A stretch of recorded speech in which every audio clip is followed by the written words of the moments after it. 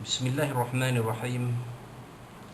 Alhamdulillahi rabbil alamin. Wa bihi nasta'in ala umur dunya waddin. Nastaghfiruhu wa nastahdihi wa natubu ilaihi wa natawakkalu alaihi. Wa na'udzu bihi min shururi anfusina wa min sayyiati a'malina. May yahdihillahu fala mudilla lahu wa huwal muhtad. Wa may yudlil falan tajida lahu waliyan murshidan wa la hadiya lahu. Asyhadu an la ilaha illallah wahdahu la syarika lah. Wa asyhadu anna sayyidana Muhammadan abduhu wa rasuluh. Allahumma salli wa sallim wa barik ala hadha nabiyil karim. Sayyidina wa habibina wa syafi'ina wa zuhrina wa maulana Muhammadin al-Mustafa. Wa ala alihi wa sahbihi wa man da'a bida'watihi wa tamassaka bisunnatihi wa jahada fi sabilillahi ila yaumiddin. Rabbi shrah li sadri wa yassir li amri wahlul 'uqdatam min lisani yafqahu qawli. Subhanaka la ilma lana illa ma 'allamtana innaka antal alimul hakim. Wala hawla wala quwwata illa billahil azim. Allahumma iftah 'alaina hikmataka wanshur 'alaina min khazaini rahmatika ya arhamar rahimin. Allahumma arinal haqqa haqqan warzuqna ittiba'ah wa arinal batila batilan warzuqna ijtinabah. Qala Allah subhanahu wa ta'ala fi kitabil aziz. A'udzu billahi minasy syaithanir rajim. Bismillahirrahmanirrahim. Wat-tini waz-zaitun wa turi sinin wa hadzal baladil amin. Laqad khalaqnal insana fi ahsani taqwim. ثم رددناه أسفل السافلين إلا الذين آمنوا وعملوا الصالحات فلهم أجر غير ممنون فما يكذبك بعد بالدين أليس الله بأحكم الحاكمين. صدق الله العظيم. وقال نبينا Muhammad sallallahu alaihi wasallam, khairukum man ta'allama al-Qur'ana wa 'allamahu atau kama qala sadaqa Rasulullah sallallahu alaihi wasallam. Tuan-tuan puan-puan, muslimin muslimat rahmatullahi sekalian rahimakumullah. Assalamualaikum warahmatullahi wabarakatuh. Amma ba. Alhamdulillah, thumma alhamdulillah, pada malam ini 22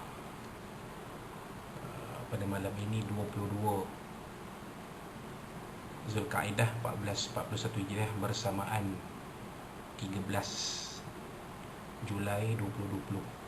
Sekali lagi kita bertemu dalam majlis ilmu ini yang Nabi SAW sebutkan di dalam sebuah hadis baginda sebagai Rawdatun min Riyadil Jannah, satu taman dari taman-taman syurga Allah Subhanahu wa taala, di mana sesiapa yang berada dalam majlis ilmu ini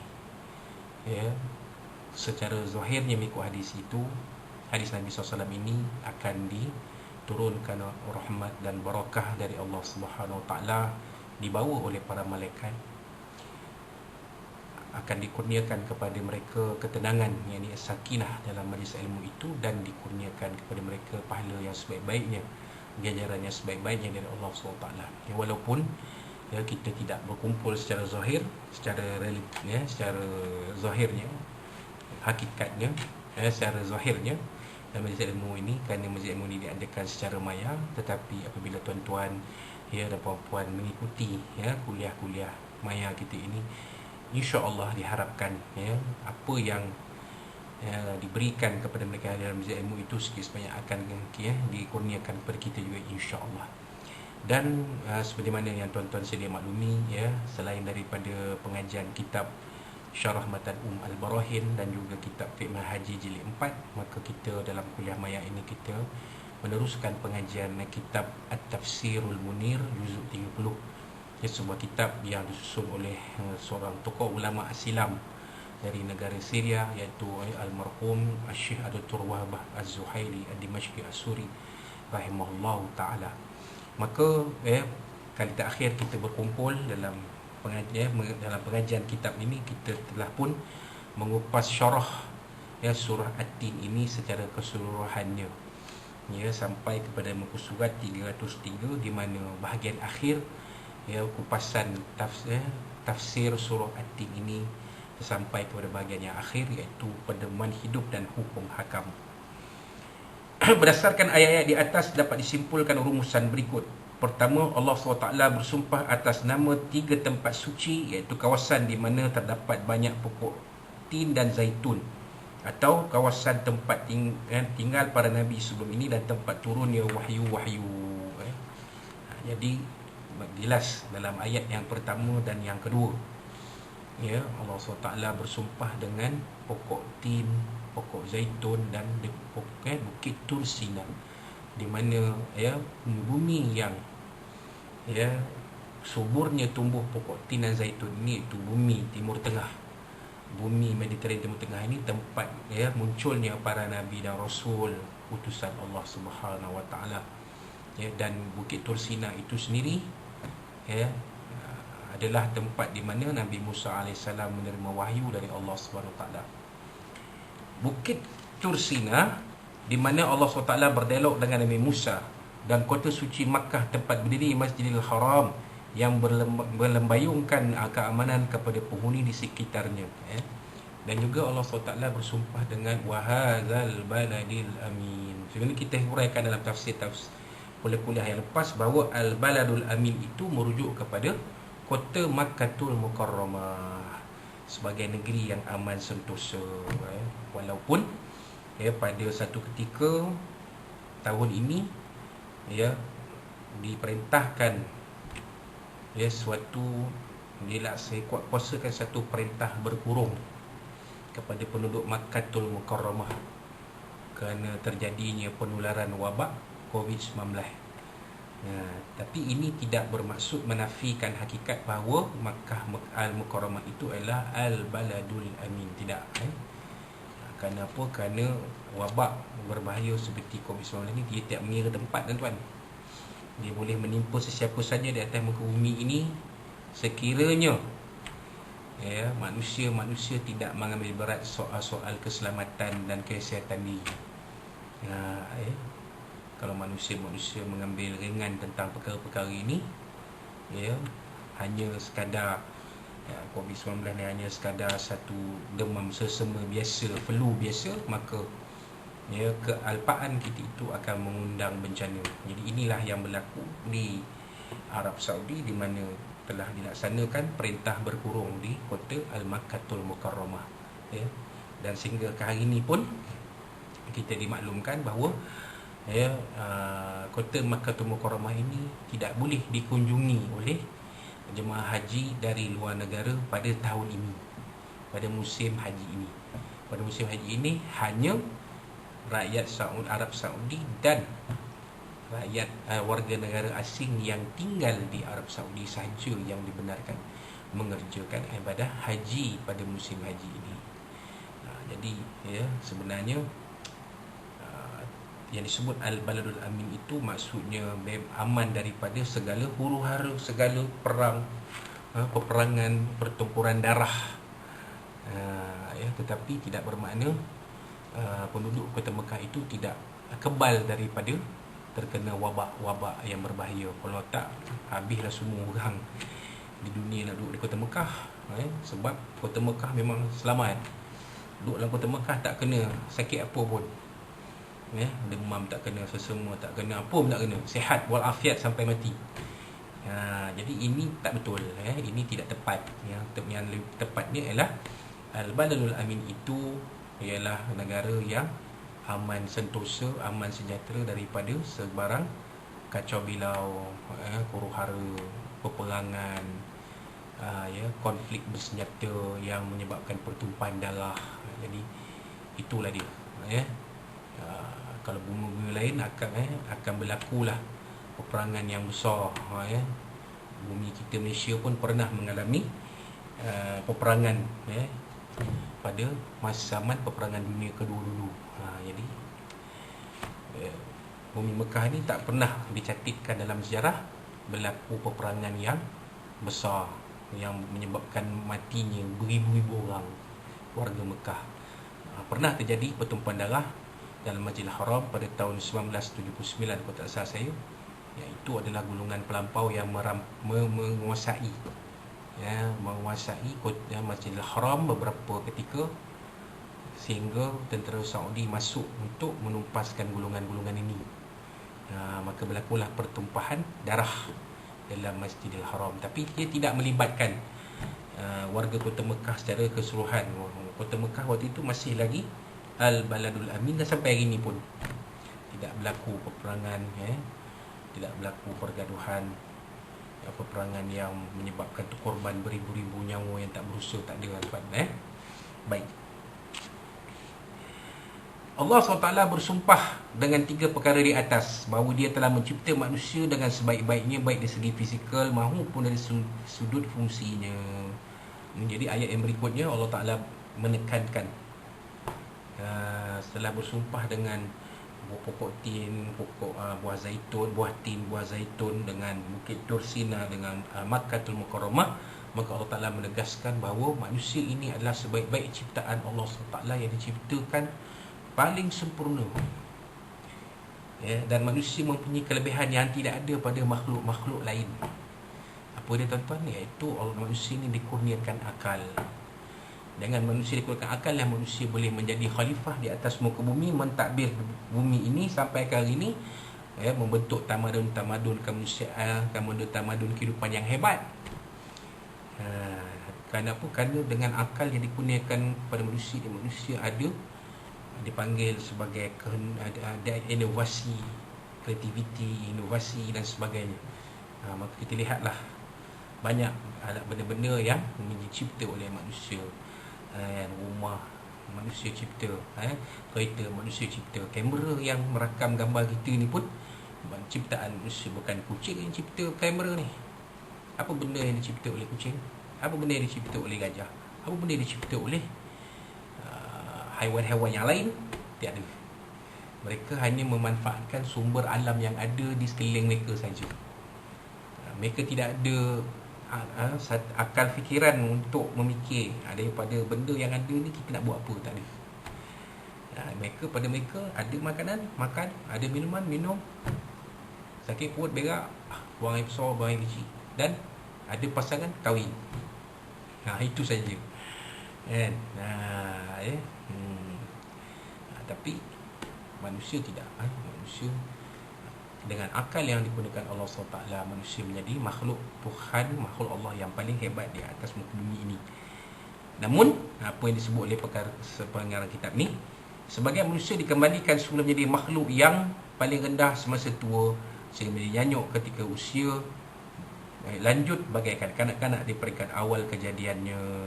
Thumma radadnahu asfala safilin. Tapi manusia akhirnya ada sebagian manusia yang Allah Ta'ala berikan penyakit-penyakit yang menyebabkan hilang daya akal fikiran di ujung usia. Apa dia? Antaranya Alzheimer, antaranya dementia. Ni istilah saintifik. Istilah kita dalam bahasa Melayu kita nyanyuk. Kadang-kadang nak buat sesuatu pun terpaksa dibimbing atau dibantu oleh orang. Juga penyakit seperti Parkinson menyebabkan pergerakan menjadi terlalu terhad. Bercakap pun dah tak boleh. Cakap pun suara terlalu perlahan, tak berapa kita dengar. Akhirnya tak cakap langsung. Kan, kerana keadaan penyakit Parkinson itu begitu berat. Jadi penyakit ini tidak ada pada haiwan, tapi ada pada manusia. Kerana manusia itu digunakan akal, sebahagian manusia ini akan mengalami keadaan-keadaan yang kita sebut tadi. Jadi kalau kita tak mahu benda itu menimpa diri kita, selalulah membaca ayat-ayat suci Al-Quran. Paling-paling tidak pun baca surah Yasin atau juga surah ataupun surah Al-Kahfi. Jadi mudah-mudahan Allah SWT melindungi kita daripada penyakit-penyakit yang seperti ini, ya, insya-Allah. Baik. Ibnu Al-Arabi pula berpendapat oleh kerana Allah menyebutkan kurnia tentang buah-buah ini, bahkan memberi penghargaan yang tinggi kepada buah tin, ada rasa ia adalah makanan penting yang boleh disimpan. Dan antara itulah kita berpendapat wajib mengeluarkan zakat terhadap buah-buahan ini, ya. Jadi seorang ulama, tokoh ulama besar namanya Ibnu Al-Arabi berpendapat, ya, oleh kerana Allah Ta'ala sebut sumpahnya terhadap buah tin dan zaitun ini, maka buah tin dan zaitun ini memberi manfaat yang besar kepada manusia. Dan sebagai ulama fiqh mengatakan buah-buah ini boleh dikenakan zakat, kerana ia adalah makanan asasi bagi sesetengah penduduk di atas muka bumi ini, terutamanya mereka yang tinggal di kawasan-kawasan yang beriklim Mediterranean. Apa makna Mediterranean? Mediterranean ni bahasa Latin. Nama bahasa Melayunya Tanah Tengah, Middle Land, Mediterranean, ya. Dengan iklimnya yang sederhana, iklimnya yang sederhana, yang mana kering pada musim panas dan lembap pada musim sejuk. Maka keadaan itu menjadikan kawasan-kawasan yang beriklim Mediterranean ini subur dengan buah-buahan sitrus seperti buah tin, zaitun, apricot, oren, apple, strawberry dan lain-lain. Jadi kalau tuan-tuan pergi ke negara-negara di kawasan Mediterranean ini, termasuklah di negara Turki, kita lihat buah-buah yang besar, ya, tak buah-buah apple yang besar, buah-buah oren yang besar, begitu subur sekali, begitu cantik sekali rupa dia. Kerana kita tahu, Turki pun adalah salah sebuah negara yang mengalami iklim Mediterranean, ya, sebenarnya yang kita sebutkan tadi, ya, termasuklah Syria, ya, negara asal pengarang kitab ini pun mengalami iklim Mediterranean. Palestin, ya, Israel, Palestin lah, Lebanon, kalau di Afrika Utara, di Libya, Tunisia, Algeria, Maghribi, dan juga di negara-negara yang, ya, di sekeliling Laut Mediterranean seperti Itali, Spanyol, Portugal, ya, Greece, mereka mengalami iklim yang seperti itu. Maka Perancis, selatan Perancis, sebab itulah anggur pun hidup dengan subur di sana, ya, begitulah, wallahu alam. Yang kedua, Allah SWT mengecualikan yang dari satu sini orang yang menghimpunkan keimanan dengan amal salih. Sebenarnya tuliskan untuk mereka pahala sendiri, padamkan catatan dosa mereka, iaitu orang beriman yang mencapai usia lanjut. Allah SWT tidak mengambil kira telatah mereka ketika usia berkenaan, ya. Jadi orang yang pada masa hidupnya dari muda sampailah ke usia yang lanjut, mereka menghabiskan, ya, mereka banyak membuat amal soleh, memantapkan iman mereka, maka Allah Ta'ala, ya, melindungi mereka daripada penyakit-penyakit yang menyanyuk, yang menghadkan fungsi usia lanjut mereka. Dan Allah Ta'ala mengampuni dosa-dosa mereka kalau ada. Jadi kita ni nak beramal, tuan-tuan jangan tunggu sekarang lah, kita mula beramal. Jangan tunggu aku nak pencen esok 60 lah, ya. Siang tadi pun kami pergi berziarah seorang Allahyarham pegawai polis yang usianya 59 tahun, tinggal tak lebih kurang hampir setahun lagi nak bersara. Allah Ta'ala tidak Allah Ta'ala takdirkan beliau tidak sempat menikmati alam persaraan. Jadi pada tuan-tuan dan perempuan, kita jangan tunggu bersara baru kita nak beramal, tuan-tuan. Ya, Allah Ta'ala beri kita masa yang cukup sebenarnya, jangan kita tunggu bersara. Bersara 60, kita yakin ke boleh sampai 75 tahun, 70 tahun, 80 tahun. Kerana kita pun tahu usia 70-80 tahun tu, kekuatan fizikal kita semakin merosot, semakin berkurangan. Kira-kira kita nak menempuh usia-usia ini dalam keadaan kita terburu-buru, terkejar-kejar nak melakukan amal soleh. Jadi kita jangan tunggu, sekarang kini kita buat, tuan-tuan. Masjid Suara dah dibuka balik, khutbah pun sebut jom berjamaah di masjid. Ambil peluang yang ada. Tuan-tuan yang sihat, yang ada kemampuan untuk berjamaah di masjid, pergilah berjamaah di masjid. Mudah-mudahan Allah SWT memberikan, ya, ganjaran yang sebaik-baiknya untuk kita semua, insya-Allah. Yang ketiga, Allah menyelar orang kafir. Allah mematahkan hujah mereka kerana kekufuran mereka terhadap pembalasan Allah pada hari manusia dibangkitkan semula. Seolah-olah Allah mengingatkan kita, seandainya anda Wahai insan, sudah tahu bahawa Allah mencipta anda dengan sebaik kejadian, dan dia menukarkan keadaan kamu ketika berusia lanjut, dan kamu beralih dari satu keadaan kepada keadaan yang lain. Maka oleh kerana itu, apakah pula gerangan yang menyebabkan anda mendustakan hari kebangkitan dan pembalasan, padahal Muhammad SAW telah pun beritahu anda perkara ini. Fama yukadzibuka ba'du biddin. Apakah yang menyebabkan kamu mendustakan akan adanya hari kiamat? Sedangkan Nabi SAW dah beritahu. Nabi SAW membawakan kepada kita ayat-ayat Al-Quran menyebut tentang hari kiamat, kan? Kenapa kita nak jadi seperti orang kafir yang tidak mengakui akan adanya hari pembalasan? Kan? Kenapa kita nak jadi seperti orang-orang etis yang menafikan wujudnya Tuhan, yang mencipta alam ni, malah menyatakan bahawa alam ini jadi sendirinya, dan kita sebagai manusia bila mati ni tidak ada apa-apa, habis lah. Nak buat apa-apa pun, inilah masa dia hidup. Mati esok kita tak boleh buat apa, kita habis lah hayat kita. Jadi ini satu kepercayaan yang tidak benar. Sebab itu Allah Ta'ala tanya, apakah yang menyebabkan dia menustakan manusia ini tadi, menustakan hari kiamat? Apakah yang menyebabkan beliau jadi begitu? Fama yukadzibuka ba'du biddin. Dan apa yang menyebabkan dia menustakan kenyataan kamu tentang hari kiamat? Apa sebab dia? Kenapa jadi macam tu? Kenapa orang kafir jadi macam tu? Apakah mereka tidak menerima hakikat manusia ini wujud sebagai khalifah Allah SWT nanti? Alam dunia ini bersifat sementara, dan ada lagi satu alam yang akan disediakan pada manusia, yang manusia akan menikmati alam ini selama-lamanya tanpa had, tanpa batasan, tanpa sempadan, tanpa penghujung. Alam akhirat satu-satunya alam yang ada awal tak ada ujung. Alam-alam lain semua ada awal, ada ujung. Alam roh ada awal, ada ujung. Alam kandungan ada awal, ada ujung. Alam dunia ada awal, ada ujung. Alam barzah ada awal, ada ujung. Tapi alam akhirat tidak ada penghujung. Awal ada, penghujung tak ada. Itu yang dikatakan the never ending story. Satu kisah yang tidak ada kesudahannya. Itulah dia alam akhirat. Kan? Tetapi kita berada dalam dunia ni, wajiblah kita mengakui, menerima, berpegang, percaya bahawa alam dunia ni adalah hanya sementara. Sebenarnya kita akan bakal menghuni alam, menjadi penghuni alam akhirat yang kekal selama-lamanya. Jadi sama ada kita nak pergi ke syurga neraka, di alam dunia lah kita mengambil keputusan, mengambil keputusan yang terbaik untuk diri kita. Kalau alam dunia ni kita nak pulun buat amal soleh, kerana kita yakin nanti ganjaran yang menunggu itu adalah syurga, keredaan Allah dalam syurga, maka kita akan berusaha ke arah itu.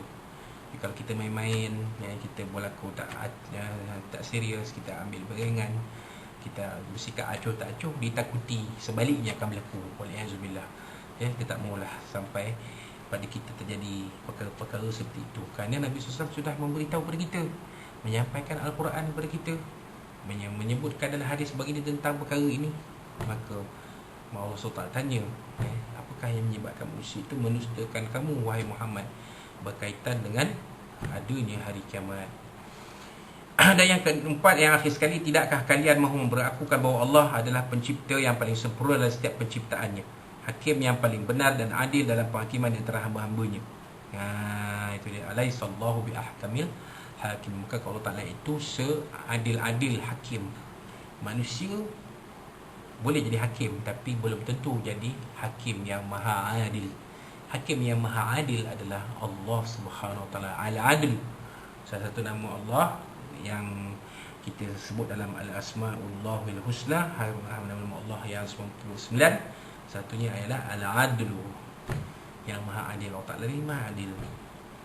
Di dunia pun Allah Ta'ala maha adil, sampai ke akhirat pun nanti Allah Ta'ala maha adil. Dalam ungkapan akhir terdapat semacam penghargaan kepada orang-orang kafir yang memperakukan pencipta yang sebenar, iaitu Allah SWT. Di samping itu terdapat juga ancaman terhadap orang kafir. Ia juga menekankan bahawa Allah akan membalas mereka dengan balasan yang memang setimpal dengan perbuatan mereka. Jadi alaihissallahu biahkamil hakimin itu memberi maksud, bukan kalau Ta'ala itu hakim yang paling adil. Maksud yang paling adil ni, kalau orang yang beriman dengan Allah SWT, Allah Ta'ala akan berikan ganjaran yang terbaik untuk mereka, iaitu syurganya. Tapi siapa yang mengingkari akan adanya Allah, yang menolak kepercayaan kepada Allah yang Maha Esa, maka tunggulah nanti Allah Ta'ala akan balas kepercayaan mereka ini dengan mencampakkan mereka ke dalam syurganya yang dengan azab yang paling pedih, wal'iyazubillah. Jadi kita tak maulah termasuk dalam golongan-golongan ini, kerana kita yakin Allah Ta'ala itu sebagai hakim yang adil, yang memberikan kita keadilan daripada mula di alam dunia sampai ke alam akhirat nanti, insyaAllah. Mudah-mudahan itulah harapan dan doa kita kepada Allah Subhanahu wa Ta'ala. Jadi itulah 4 isi penting pedoman hidup dan hukum yang ditulis, yang dikarang oleh penyusun kitab ini almarhum Dr. Wahbah Az-Zuhaili Ad-Dimashqi As-Suri rahimahullah ta'ala. Maka pada malam ini berakhirlah kupasan tafsir surah At-Tin. Habislah di sini. InsyaAllah pada kuliah kita akan datang pada 2 minggu lagi, iaitu pada 27 Julai 2020. InsyaAllah kita akan mula mengupas surah baru, itu surah Al-Alaq, insyaAllah, sebagai muqaddimahnya. Sebagai muqaddimahnya kita akan bincangkan tentang muqaddimah surah Al-Alaq, dari nama surah sampailah kepada kaitan surah dengan surah sebelumnya, kandungan surah, dan juga bagaimanakah surah ini, cara penulis surah ini, hadis permulaan turunnya wahyu.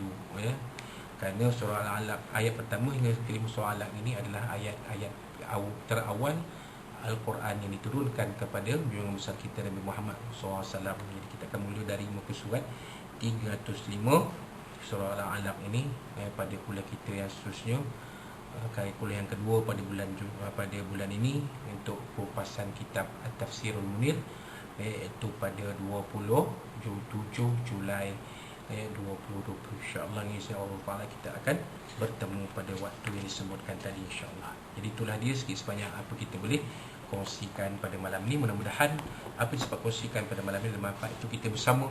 Boleh kita ingat pada waktu itu kita hormati bagai Allah SWT, dengan kita bersama sentiasa kita akan bagi dunia sampai ke akhirat. Dan kalau ada apa-apa sampai kuliah ni kata terkasar masa dan semua dari Allah SWT, dari Nabi SAW, dan dari tuan-tuan dan puan-puan sekalian, dan kepada tuan-tuan dan puan yang mengikuti kuliah maya ini, silalah kalau belum subscribe channel kita Muhammad Azmi 10, silalah subscribe channel kita Muhammad Azmi 10, MOHD AZMI 10, dan jangan lupa tekan loceng sebagai pemberitahuan kepada tuan-tuan dan puan-puan dan sebar-sebarkanlah pada rakan-rakan di luar sana, dan ajak mereka untuk subscribe channel ini juga, insyaAllah. Wallahu rasul alam. Barakallahu fikum. Aku lakukan lazat wa azmi li walakum. Dan kita akhir kuliah kita pada malam ni dengan tasbih al-kubra satu A'udzu billahi minasyaitonir rajim. Bismillahirrahmanirrahim. Alhamdulillahi rabbil alamin wa bihi nasta'in. Wassalatu wassalamu ala asyrafil anbiya'i wal mursalin maulana Muhammad wa ala alihi wasallam. Allahumma arham liman hajar wa tafrana ba'di tafrum asma. Allah biyadalika fi nukuri a'da'in wa na'udzubika min syururihim. Allahumma badid syamlahum wa farik jamhum wa syatit kama tawazazir adam muslimin bikilabi. Ya Qahhar ya Jabbar ya Muntaqim ya Allah ya Allah ya Allah. Allahumma ya muzil kitab wa ya mujlis sahaba wa ya zamul ahzab ya yazib wa sallallahu alaihi wa sallam min asrar rahman rahim. Wa rabbana zid ilma wa sawafa ya kama rabbana atina fid dunya hasanah fil akhirati hasanah wa qina adzaban rabbana alayka tawakkalna wa ilayka masir rabbana taqabbal minna du'ana wa majlisna wa ilmana wa liqa'ana wa a'malana fi dhalatin mubarakah min syahri dzil qa'dah kasmi alim tu la yamana tatamurhim da'al fiha asma tatwa fiha sama khudwa alhamdulillah rabbil alamin. Taqabbalallahu minkum minna minkum taqabbal wa billahi wa taufiq. Wassalamu alaikum warahmatullahi wabarakatuh.